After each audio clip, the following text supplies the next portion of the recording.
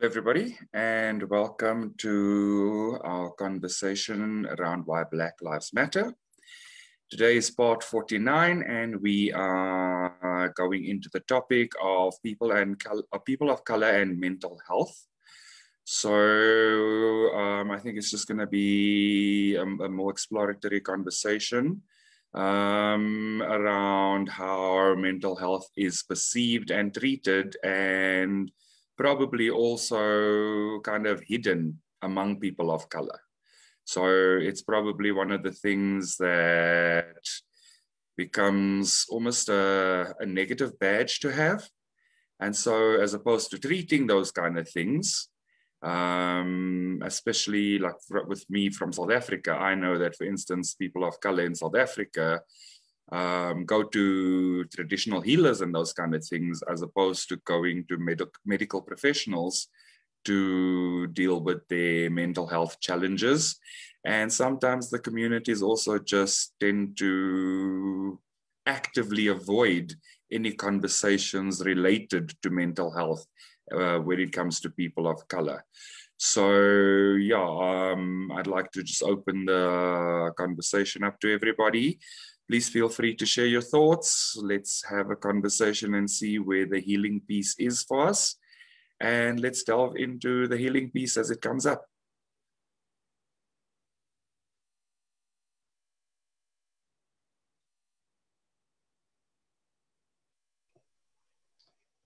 Thank you for this introduction. What I'm seeing in the communities of people of color is that,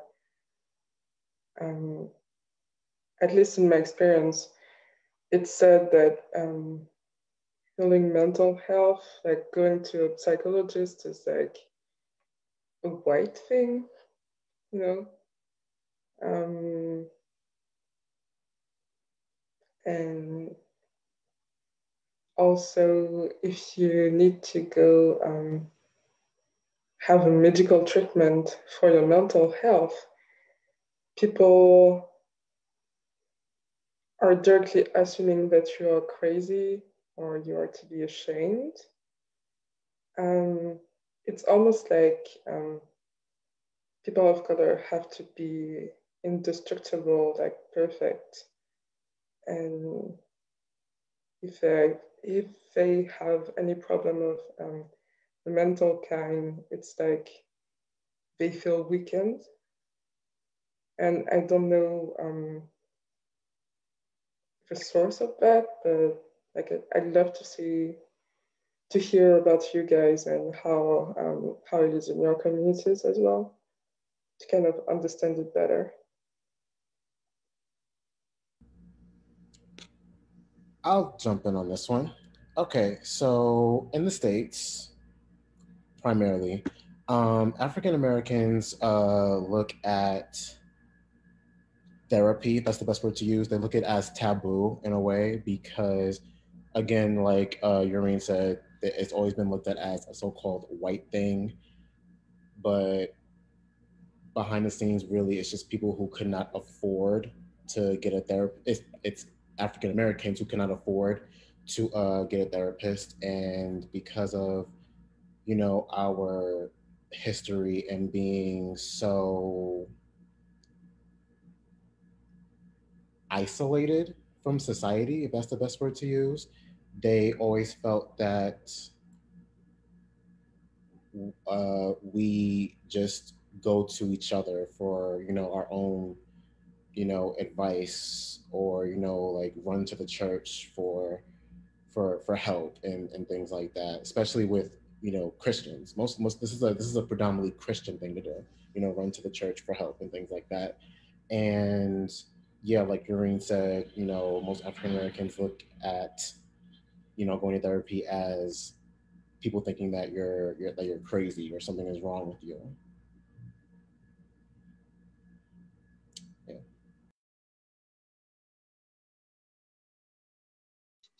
I don't know, Deji, if you want to talk about you personally, but I think everything you just said is correct.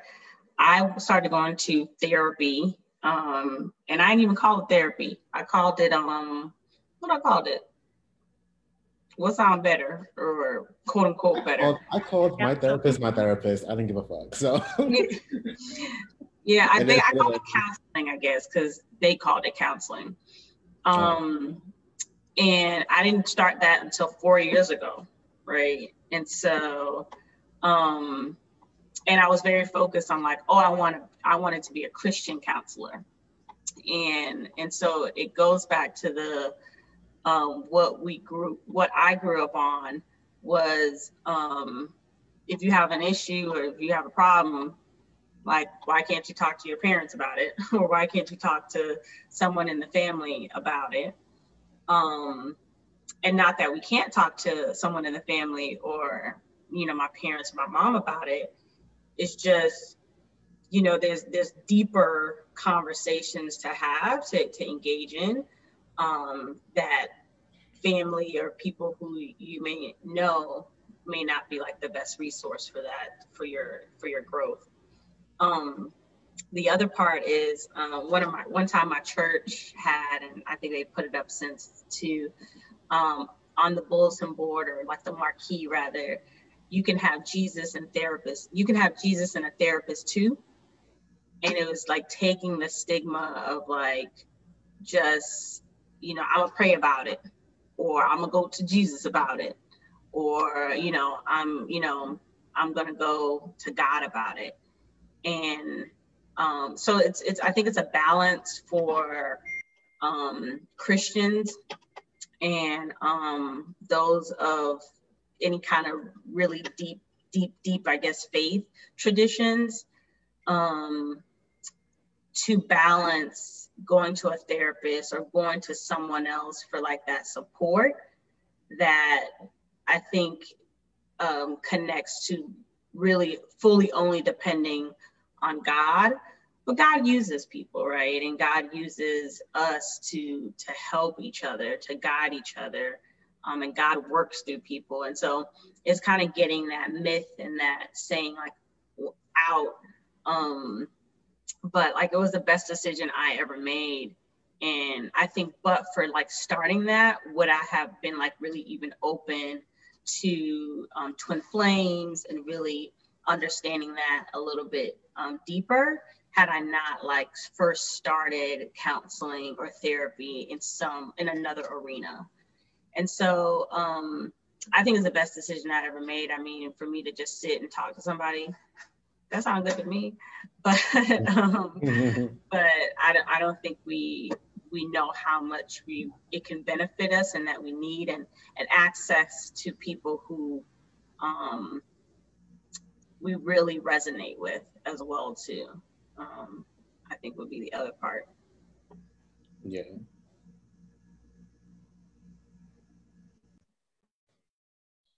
So the article that I had shared in the forum was the one about Osaka and her pulling out of the French Open due to her mental health. And I think the people over the French Open were giving her like a really hard time about it. But I'm also like glad that she made that decision, because she was just stating how much she's been dealing with, and she's young. So, but I think a lot of people are supporting her for the most part. And she was actually dealing with depression, which I feel like a lot of people deal with, whether they're aware of it or not. I know for typically people in my family that I could probably pinpoint that actually have depression and like aren't even aware that they have it. They're just like kind of operating in their daily life with it and just like completely numbed out to it, and end up like using substances like alcohol or something like that to like kind of, I don't want to call it medicine for it, but just so you numb out even more to the fact that you are actually depressed. I think they call it clinical depression. I believe so. Correct me if I'm wrong, but I feel like at one point I was dealing with that as well with my personal life. But I also feel like now that using the mirror exercise has helped me a lot with that. So yeah, I feel like a lot of people of color deal with it. from just everyday stress of life and like don't really realize it. So it's kind of sad. And even me and my family, like we were pretty open and we communicated a lot, but I do wish like as a child, I had a therapist, because it's just a lot of things that you internalize and then you don't actually ever deal with. So it's just like you're numbed out every day. And it's really, really hard to deal with sometimes. And I think that's why people go through panic attacks or like have extreme anxiety attacks or what have you. And it gets to that point before you even know it. So it's really hard to deal with.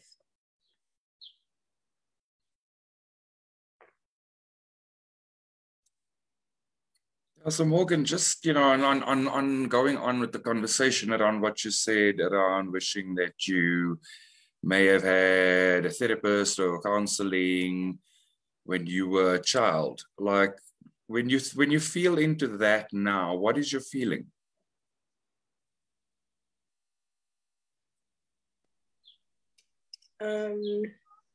Yeah, it was just a feeling of like being sad as a kid. Specifically like when my parents divorced, that was really hard on me when I was 8. And that's actually something I healed through in MAP actually. But at the time, yeah, I wish like we had like even a family counselor. I'm not sure if I still would have felt the trauma at this age if that had happened, but that was one thing that I definitely wanted to heal through in MAP. Yeah, but it's feeling like, just remembering that feeling, is there any charge to it at all? Has it been completely worked through? Is there something that you would like to work through right now?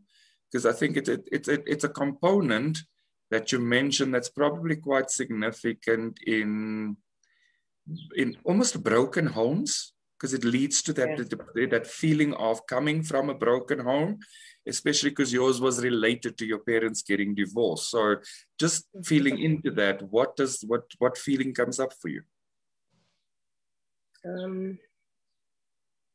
It's definitely not emotionally charged. I feel like MAP really, really helped that a lot. But I think it's just still a feeling of sadness, just because my parents, like even now, kind of still put me in the middle between them. And it's just a really bad feeling, like not having parents that get along. I feel like that makes me depressed. So is there a part of you that feels responsible for bridging the communication between them? Yes. So could you choose to let go of the responsibility for their healthy communication? Yes. And how does that feel? That's better. And so is it also okay to accept that they may have not done the best at the time, but it's probably the best that they knew how to do at the time? Yes. And when you allow for that to release, what do you get in its place? I just get a sense of peace. And just the reassurance that I don't have to make their same choices. And that you're not responsible for their choices either. Yeah. Because I think part of healing kids that have been through a divorced family is that they feel like somehow it's their fault. And so they sometimes blame themselves for circumstances that they would never have had the power to change in the first place. And so it's not their responsibility. Right. And so to release the responsibility allows you to be the person that you are and give back the responsibility that God has for them to God. Yeah. And when you do that, what is the feeling that you have now when you think about how it would have been useful to have a therapist or counselor in your early days?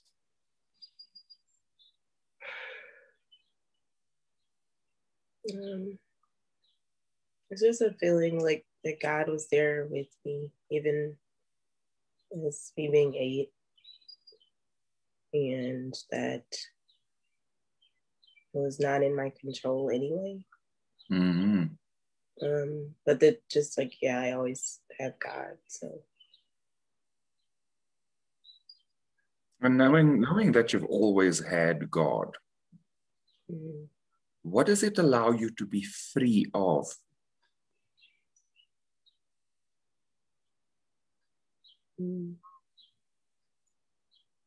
Free of like control or just having a bad outlook on love.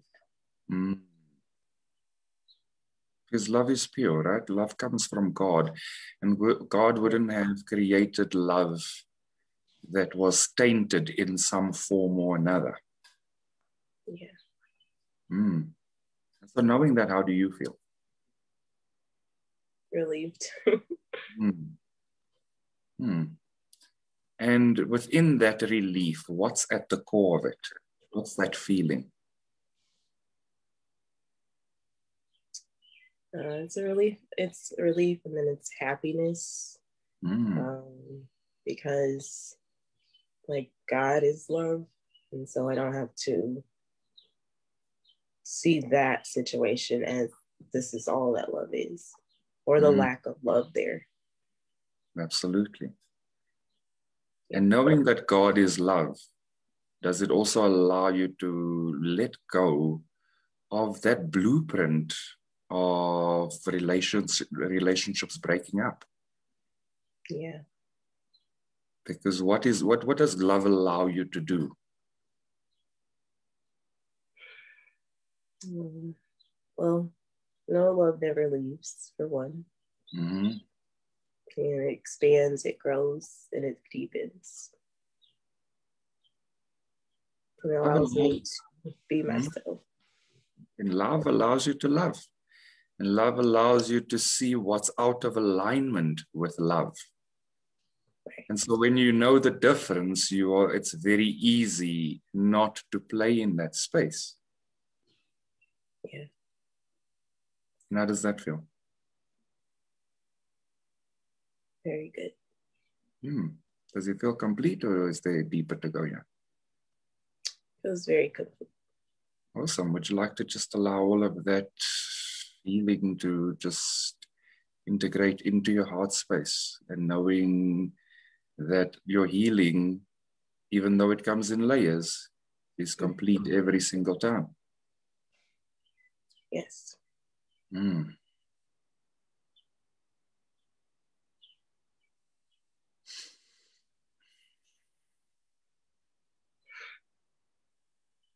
How are you feeling?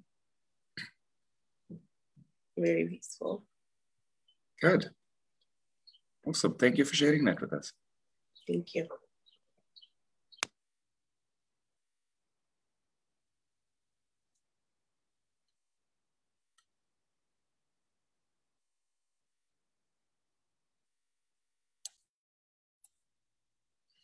Does anybody else have the next piece here? Yeah. One of the things that came up for me when Morgan was talking was, I don't know if you guys have seen that meme go around of famous actors or musicians who looked really happy on the outside, but ended up committing suicide because they're really depressed and just moving through a lot of pain, and didn't really, I guess, feel that it was okay for them to reach out for help or to share that they were going through that, because it was almost like they had this expectation of having to show up in like a positive way, having to show up looking happy. Something that I've personally have had to move through recently was like having people on the outside always view me as a very positive person, like a ray of sunshine. And then it wasn't until Jeff called me out in group coaching. He was like, why do you choose to be in a bad mood? Like there's something here that like you're really hurt here. And you actually somewhere within are really choosing the bad mood instead of choosing to love yourself. And so as I felt into that, there was actually a part of me that was really moving through a depressed energy, really moving through a lot of pain and hurt from my childhood that I was still attaching to, of feeling like it was my fault that certain things unfolded in my life. It was my fault that certain traumas happened to me. And so I was actually cultivating a lot of self-hate by holding on to this resentment and holding on to this upset. And it was like, I always had to feel like I had to show up with all of the like love and light and positivity, but wasn't truly like giving that to myself. And so as I got really clear that this was like a depression that I was holding on to and that I've been holding on to during childhood or since childhood, the mirror exercise really helped me get to the root and the core of that and really start to unfold that. And as I did that, it really gave me the courage to ask for help in certain places that I usually wouldn't have asked for help, or that I would have been ashamed to even speak up and be like, you know, I'm moving through this. I actually feel this way about myself. And I know that it's not right, or that it isn't always, it doesn't always feel good to acknowledge that. However, by acknowledging it, I've been able to really move through those lower vibrational energies that really, what I would like to call like suffocating energy. I almost feel like there's no way out, there's no light. And as I've chosen to move through that, my oldest, who was really impacted with my divorce from my ex-husband, he was really storing down some deep emotions, some really hurt upsets about how he felt about that. And it started to show up, but because of the way that we are programmed, it was like, oh, he's just being a 7-year-old. He's just moving through whatever 7-year-olds move through. Like he's just being emotional. And as I was getting clear on myself, God was helping me get clear on like, no, he's also moving through some kind of the same energies you're moving through. And it's your job to help guide him through that. And so by teaching him the mirror exercise, as well, we've both been able to start to heal through some of those energies of depression and feeling like it's not safe to speak up, feeling like it's not safe to really share how I'm feeling or how he's feeling, even if it's in a state of anger, really learning how to communicate through that. And so like the mirror exercise, I wish that like Morgan had said, is like even just the tool of the mirror exercise is almost like having a counselor as a as a child, to be able to move through those feelings, move through those big emotions. And that's why it's really crucial to also have an ascension coach during this progress or through this process, is because they're able to really help you move through those things instead of staying in the story, staying through the upset. And so yeah, that's what really came up for me, is just like this belief that you have to show up in a certain way, or that you always have to be happy, and that it's not okay to shine light in the spaces that actually don't feel good, and being able to share that with other people. Because as I started to share it, I had people in my soul family who are like, you know, actually I'm moving through the same thing. And I'm so glad that you shared that, because now I feel like there's a safe space for me to communicate this too, and that I have help and guidance here. And so just having that awareness that it's absolutely safe to feel the way that you feel, but that you have to share it so that we can move through it instead of just staying there.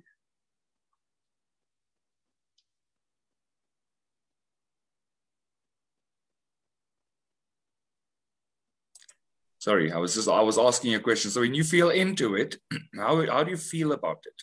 What is there anything still there? Is there a little piece more that you feel you could work through right now? Yeah, I guess like, why is it so like taboo or bad to acknowledge the bad feeling? Like to even bringing up like, hey, this is how I feel about myself. And it's almost like, oh, like you shouldn't feel that way. Like store that down, throw that away. Like it's almost like this fear to look at it, I guess, or to even share it with another. It's almost like we don't know how to do something, and most people don't know how to process it or like do something with it, or how to like get the next step of help. So it almost feels like it's just like bad to even acknowledge it and bring it up. And so knowing that your feelings are valid and that it's safe to feel your feelings, how do you feel about speaking your truth more vulnerably?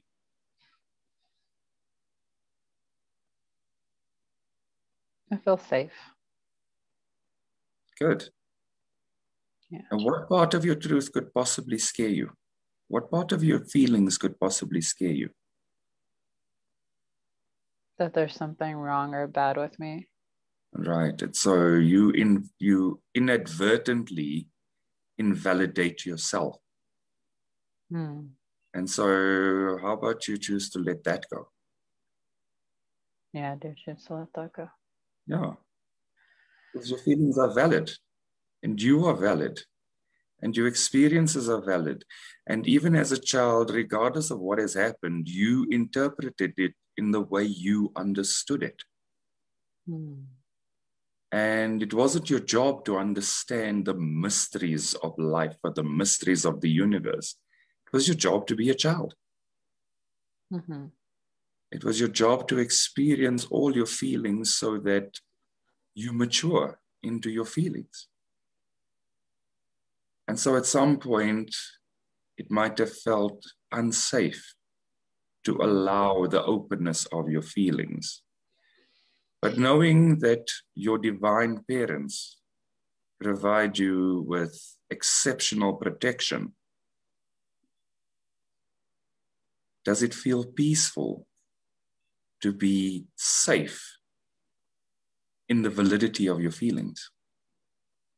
Yes. And how does that feel?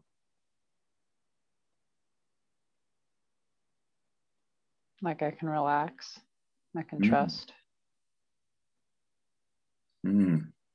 What else? That I'm unconditionally loved and accepted. Exactly. Because your divine mother and divine father didn't create an undivine being. And so whether the feelings are light or dark, they're still valid feelings, and they deserve to be spoken about when you feel it's appropriate to speak about it, and with who you feel it's appropriate to speak about it to. And how does that feel? Feel secure.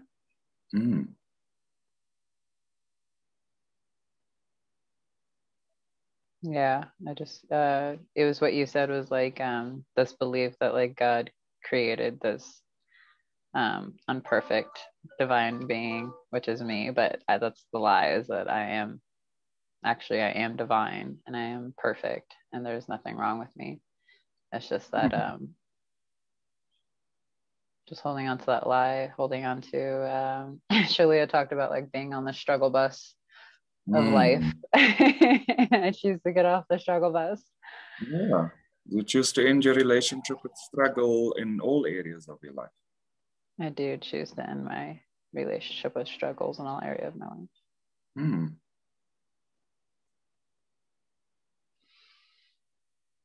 And if you were to scan across all your ages as you've grown up, are there parts of you that have maybe been stuck in those places that you just like to welcome home right now?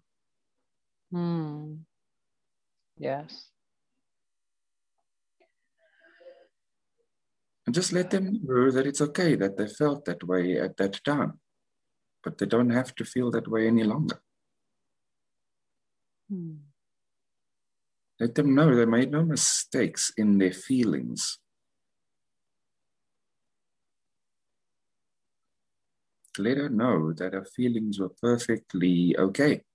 They might not have been comfortable, but it was definitely okay to have feelings, regardless of what those feelings were. Yeah, it's really just like giving myself permission to just accept what was, what is, instead of trying to like control or change anything, because I can't. That's part of the upset, is like in my mind I'm trying to change it and think that I have control, and I really don't. Absolutely. And the perfection of it is that regardless of whether the feeling didn't feel so good, it was a feeling that led you into a space of healing. Yeah. And it was a feeling that allowed you to uncover those places where you did need to heal. And so there was nothing wrong with those feelings in the first place. They just showed you to places within yourself that were asking for love. Yeah. Okay. How does that feel?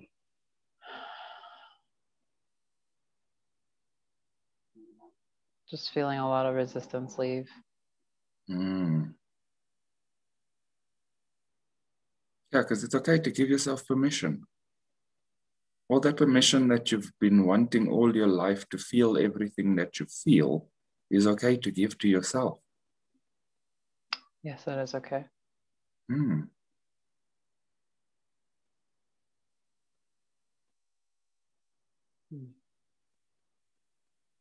Yeah, I'm just allowing all those other places just to come home. Yeah, just allow them to come home. And you know what? There's no rush. There's no rush. And even if you were to go to each one of those parts of yourself at that age and take them by the hand and walk them into home, into your heart, that's also okay, if that's what they need.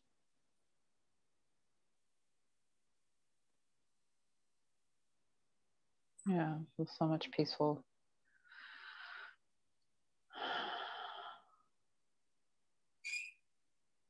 And that's the beauty and the power of you as a divine child of God, that you have that power to walk yourself home into divine love all the time. How does that feel? I receive that. It feels good. Yeah, you have power. Yeah, I'm powerful. You have to exercise your power. Yes. How does that feel? It feels divine. Awesome. Does it feel complete? Yes, it does feel complete. Good. Would you like to just allow all of that to integrate into your heart space?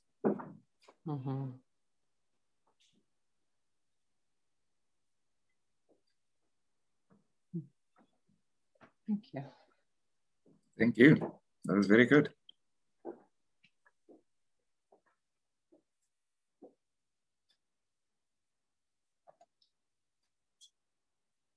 So the card that we have is surrender your attachments to the result.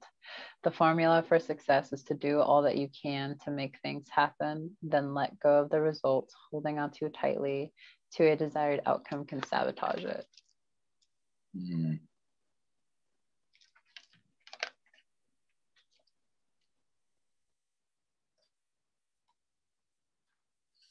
I think it's perfect for the process that you've just gone through in terms of just talking to what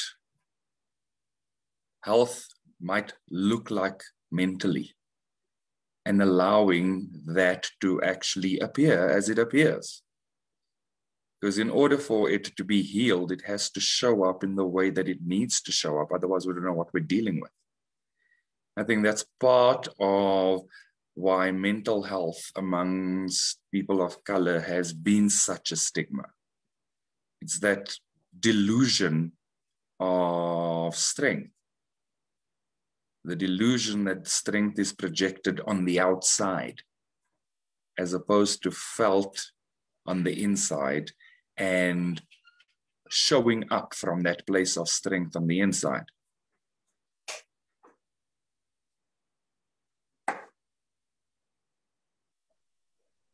Yeah, very true. I feel like, when you go to your family and they say about a problem, for example, and they say something like, suck it up, this is life, it's hard, but you deal with it.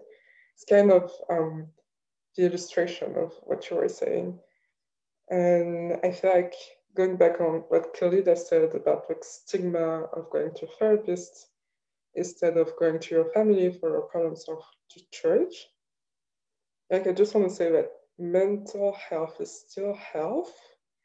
And so sometimes there's a reason why the doctor that operates you or the person that sees you is not someone that is related to you.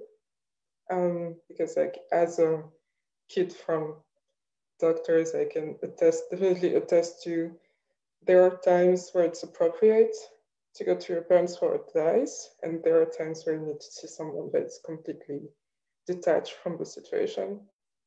And yeah, it's just making me appreciate more like, you know, the professions of therapists and even like Ascension coaching, MAP practitioners.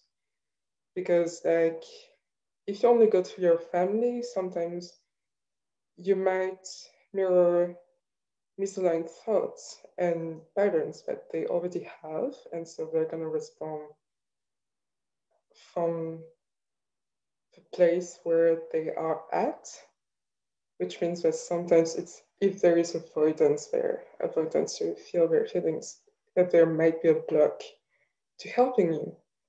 And so I think that's why sometimes we have all this restraint in us from like our parents telling us that, yeah, you just have to numb out and like go through the motion of life and it will pass like that.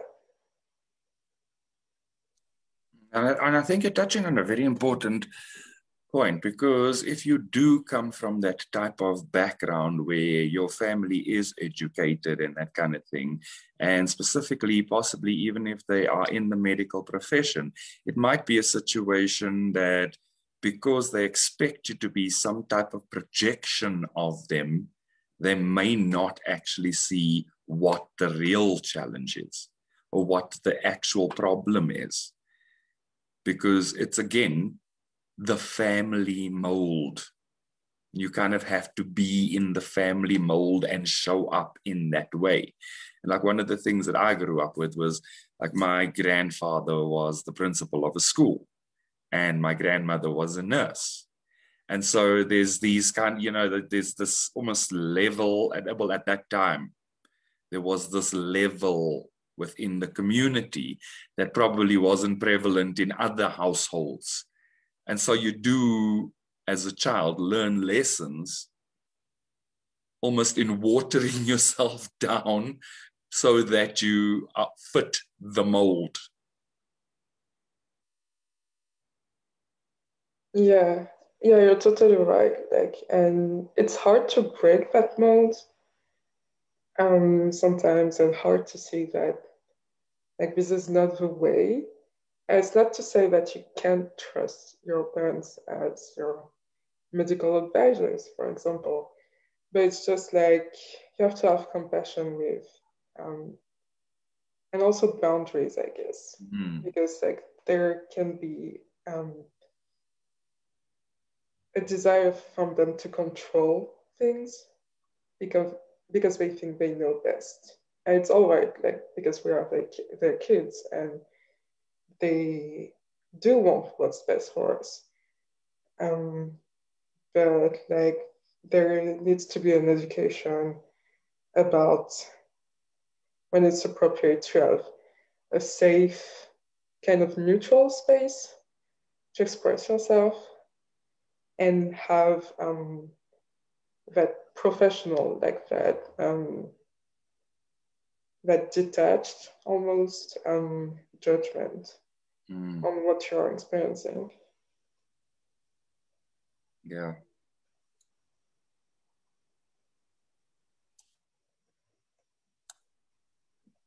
Ali, I wanted to ask you, like in Ecuador, what is the environment like when it comes to mental health and people of color? Hello to everyone. here, I don't know much people of color, and because most of the people from this part of Ecuador is one of the parts that has the most, is so poor, this part. So I'm not pretty sure how this works, but yeah, this is actually a problem because they are how do you say that, like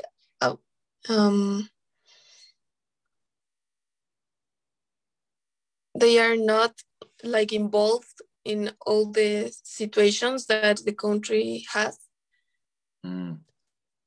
Yeah. So even with higher levels of poverty, there might also be quite a bit of avoiding mental health conversations and mental health issues. So have you observed any of that kind of thing?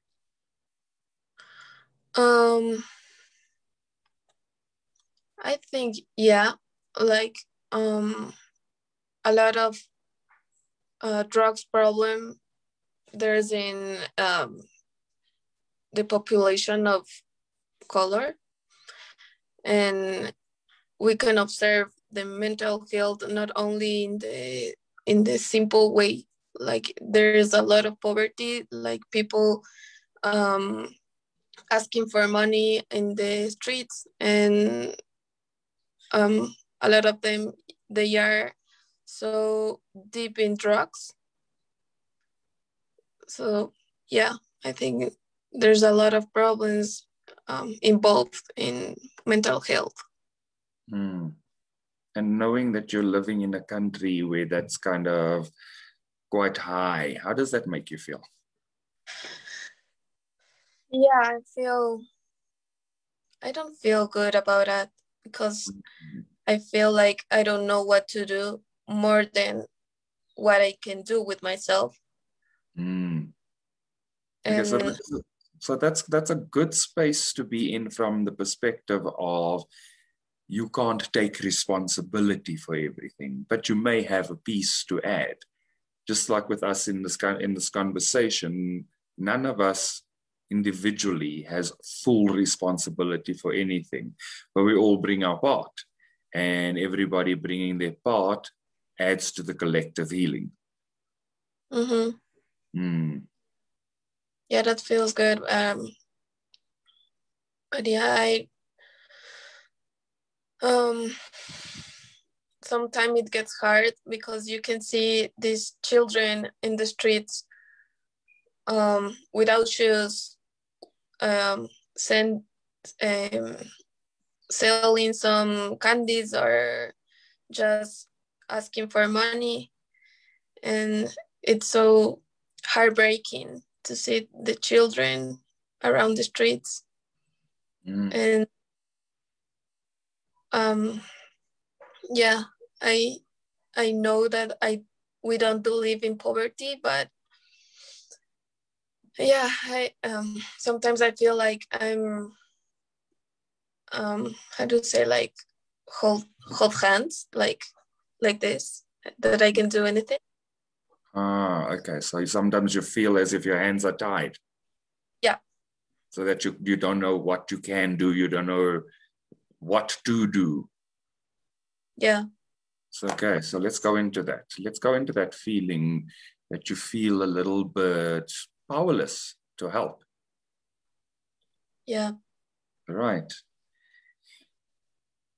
And that powerlessness, what does it actually come from?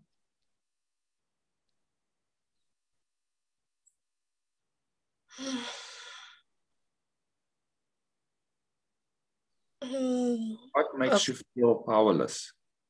That I'm not enough. And as God's divine child, is that true? No.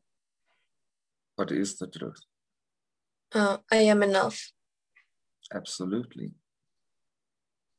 And so God wouldn't give you anything to deal with that you weren't able to deal with. Mm-hmm. And so if you're feeling powerless, it might mean that you're trying to see or accept responsibility for something that's not yours to accept responsibility for. Yeah. Sometimes I feel like I would like to teach people how to love them, but and then I don't know how to teach them. So is it okay to ask God to help you in that space, to give you the peace that you can bring to that space, as opposed to taking responsibility for the whole thing? Yeah. And how does it feel to know that you can ask God and God will reveal the truth to you in that space? Mm-hmm. How does it feel? Yeah, it feels relieving. Yes, because again, you are connecting to the divine source of everything, and everybody can do exactly the same thing. They may not know how to do it, and they may not know when to do it, but God might use you as the person that teaches them a bit of that. You don't know.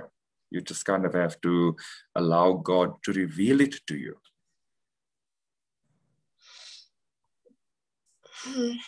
I have some doubts here because in the population of color here, most of them don't have the resources to go to school, or they have daily incomes to survive.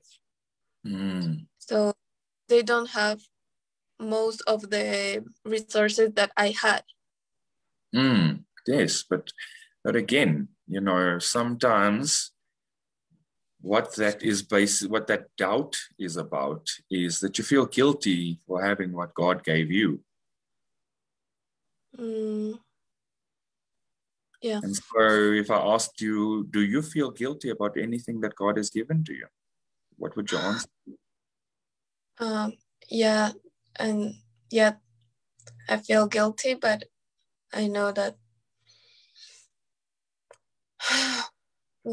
this is what I deserve and what all people deserve. So knowing that, isn't it easier to let go of the guilt in that space? Yeah. And when you let go of the guilt, what can you replace it with? With love. Absolutely. And so even if you can't do something physically, vibrationally, you can send out love to those people that need it.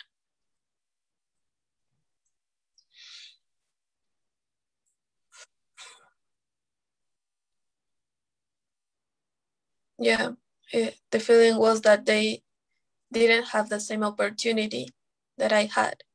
Yeah, so they may not, but at the same time, you're not responsible for providing the opportunity, and you also didn't take away the opportunity from them.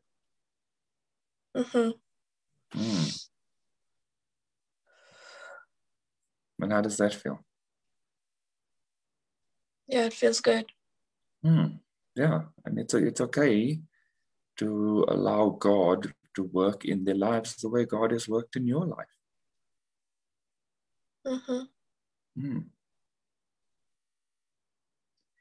And sometimes your education doesn't come from going to school. Sometimes your education comes more from learning life lessons. Sometimes it's the difficulties that you face in life that educate you.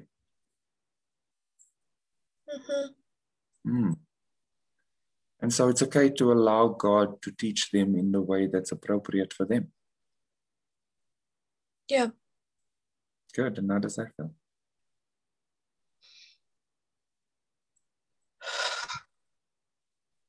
Yeah, it feels much better. Mm. Is there anything else coming up for you?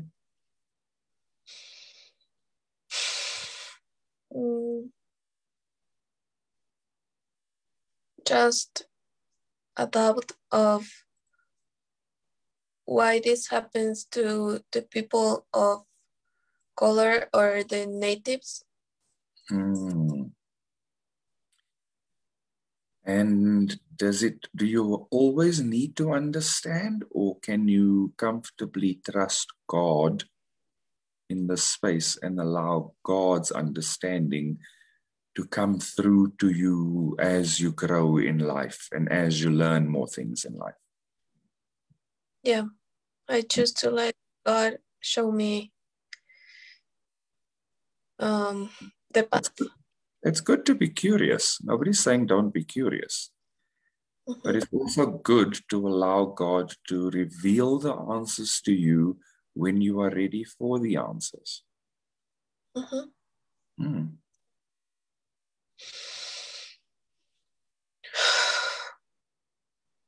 Yeah, this feels more comfortable. Mm. Does it feel complete? Yeah. Good. Would you like to just allow all of that to settle into your heart space and just allow it to integrate?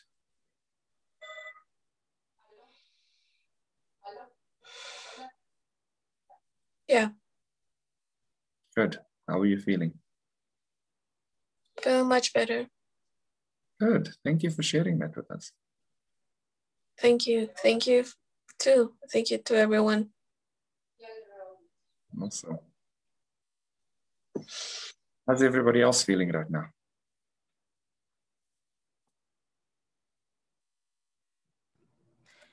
Good. I just wanted to say, like, I really appreciate this conversation around mental health and how we're just kind of emphasizing that it's okay to feel your feelings, you know, even as a person of color who may have grown up believing that it's not okay. I know for me, like with a religious background, anyone who showed any sort of mental health issues, the family was kind of like, that's a demon, or that's a spirit in you, and you need to go to church and cast it out and just pray instead of like just expressing it.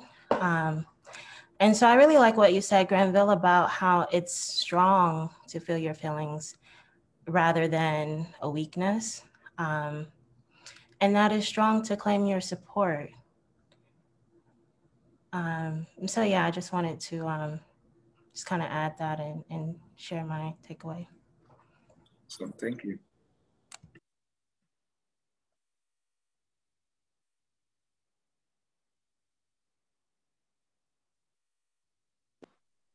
I had one last thing.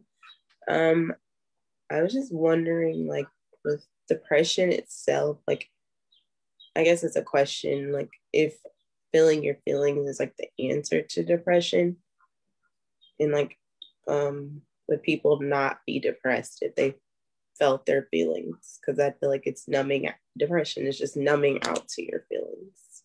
So I was just seeing what everyone thought about that. So offhand, I would think that depression is probably a thing that extends out of feeling like your feelings can overwhelm you.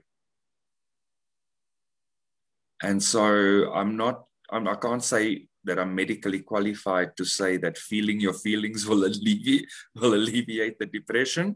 But I do feel like there's a lot. Depression is just feeling that mountain of the weight of your feelings. And so maybe feeling your feelings does allow that weight to lift, which does allow the depression to feel a little better. But also depression could be anything that could also be the result of chemical imbalances in your brain.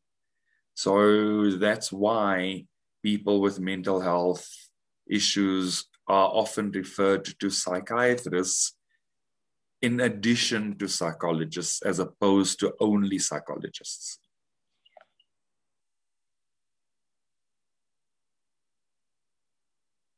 Because sometimes that does require kind of a bigger or a stronger dosage of love, whether that love is in the form of medical help or not.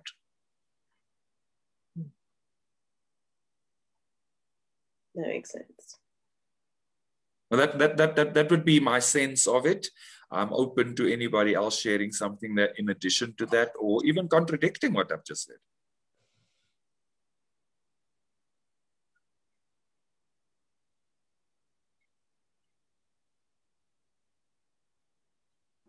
I feel like I went through a bit of a depression where I wasn't like expressing myself. But once I when I did seek out therapy and when I did start acknowledging what I was feeling, what emotions were coming up, and kind of empowering myself, I kind of felt empowered to like let go of the attachment to the depression. I think this was kind of touched on earlier. So for me, I feel like feeling my feelings and actually acknowledging what I was going through did alleviate the depression to a degree. But yeah, I'm not a qualified to really talk about it, but from my perspective, yeah, it did help. Cool, thank you. So any last thoughts from anybody before we conclude for today?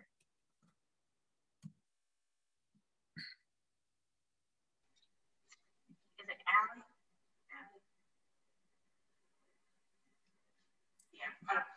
What Allie was saying about the like crime rate and the connection to like crime within the country and how that connects to mental health, it made me think about how some of the criminal justice reform, a lot of it is centered around how do we actually treat people rather than punishing them. And a lot of it is centered on mental health. And so that instead of locking people up because something happens, really a lot of people that we're arresting and locking people up for have mental health issues that would require different services than going to jail. And so that just, when she was talking about that, it just triggered how that is a solution that I hope becomes more mainstream and that we provide resources and services for as a response to like criminal justice reform and the issues that we see within our like communities. Mm. Yeah. It sounds like a very powerful way to have a more holistic approach to healing some of those spaces as well. So yeah, definitely, I think it's definitely something we can call in for a healthier society, definitely.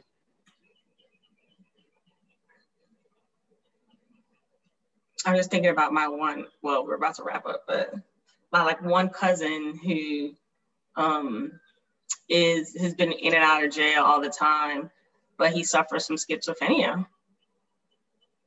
And, you know, what if resources were given to him to treat that like way before versus, so. Yeah, it's definitely worth a further exploration at a future date, and maybe we can do some research to see what is happening in that space in terms of levels of treatment of people with mental health challenges in any way that might impact communities of color in healthier ways as well. Mm-hmm. And I almost think it might impact communities at large, regardless of whether they're communities of color or not. Right. But yeah, thank you everybody for today's conversation. I think that's going to be the place at which we wrap it up. So we would like to thank all of you for joining us today and invite you to like and subscribe to our Church of Union YouTube channel, where you will find all our previous conversations, and we will see all of you next week. Thank you, everybody.